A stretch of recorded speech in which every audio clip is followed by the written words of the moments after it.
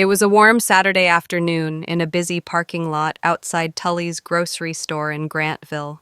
The sun beat down on the cars, their engines humming as people hurried to and from the store, their shopping carts filled with the week's essentials.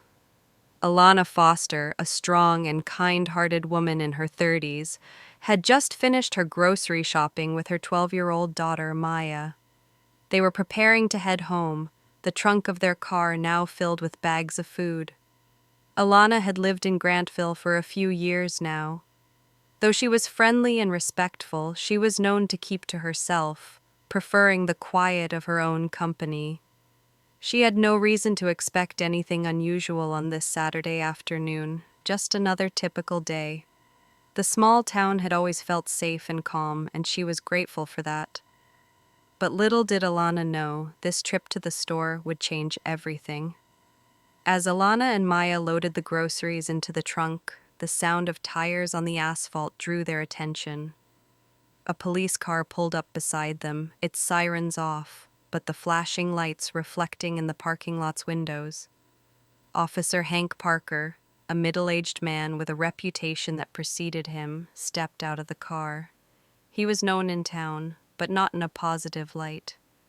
Many people, especially those who didn't look like him, had crossed paths with him before, and not in a good way. Alana didn't recognize Hank personally, but she had heard the stories.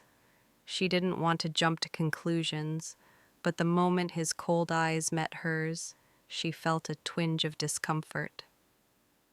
"Ma'am," Hank said, his voice gruff and authoritative.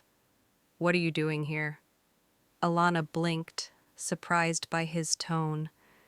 She had only been going about her business like any other Saturday. "Just shopping," she replied calmly, gesturing toward the grocery bags in her trunk. But Hank wasn't satisfied with the simple answer. He stepped closer, his gaze narrowing. "I need to see your ID. You're acting suspicious." Alana's brows furrowed in confusion, her heart beginning to race. What could possibly be suspicious about her? She was just a mother trying to get food for her family. Maya, sensing the tension, moved a little closer to her mother, her young face filled with concern. Alana, though taken aback, kept her voice steady. "Officer, we just bought groceries. There's nothing wrong here." Hank's expression twisted with frustration. Without a word, he reached out and grabbed Alana's arm firmly. "I said, show me your ID," he snapped. Maya gasped, her small hands trembling as she pulled out her phone and began recording. Alana didn't stop her daughter. She knew it was important to have everything documented, just in case.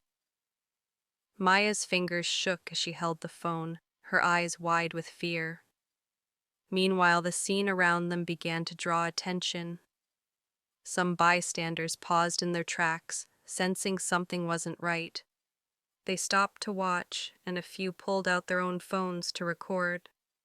The growing crowd made Hank visibly uncomfortable. He didn't like being observed. His grip on Alana's arm tightened, and without warning, he shoved her back against the car. "Stop resisting!" Hank barked, even though Alana wasn't resisting at all. Alana could feel her patience slipping, but she knew she had to remain calm. Her mind raced, but her body stayed steady. This wasn't right, but she had to think clearly. Alana had trained herself for moments like this. She had always been ready for anything, especially when it came to protecting herself and her daughter. Hank had no idea who he was dealing with. "You don't have the right to do this," Alana said, her voice steady but firm. "Let go of me." Hank sneered, his face contorting in anger. "You think you're tough? You people never know when to stay quiet." The words hit Alana like a punch to the gut.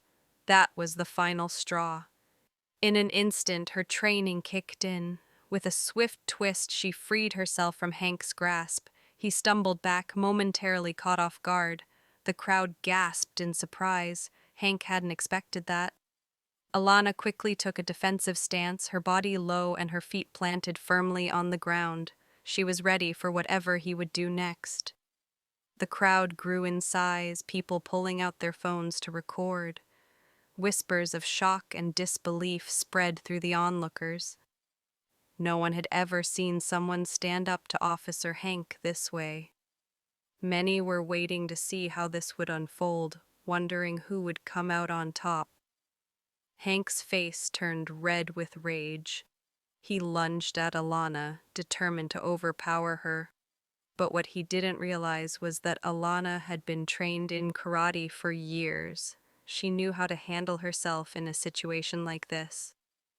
As Hank charged, Alana sidestepped, using her hands to redirect his momentum. He stumbled but quickly regained his balance.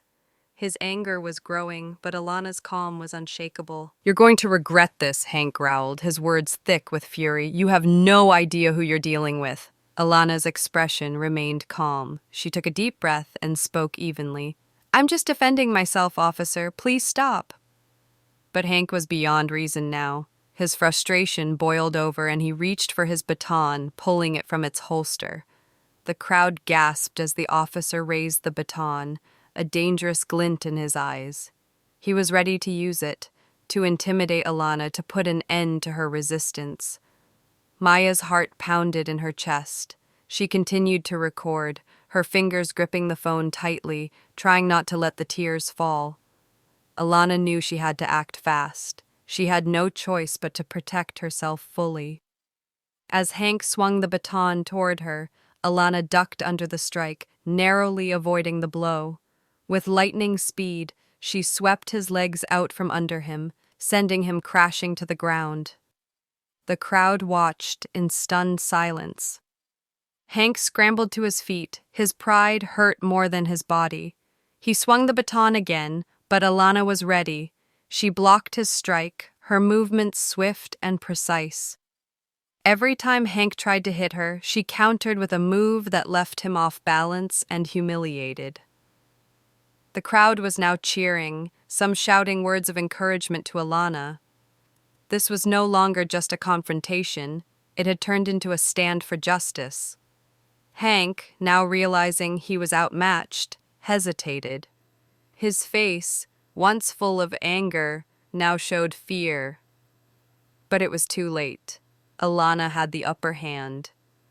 With one final quick move, she disarmed him, sending his baton flying out of his reach. Hank lay on the ground, panting, defeated. The crowd went silent, still processing what they had just witnessed. Maya stopped recording, her phone now trembling in her hands. Alana stood over him, breathing heavily but composed. Her voice was steady, full of strength, as she asked, "Are you done?" Hank didn't respond. He couldn't bring himself to look her in the eye.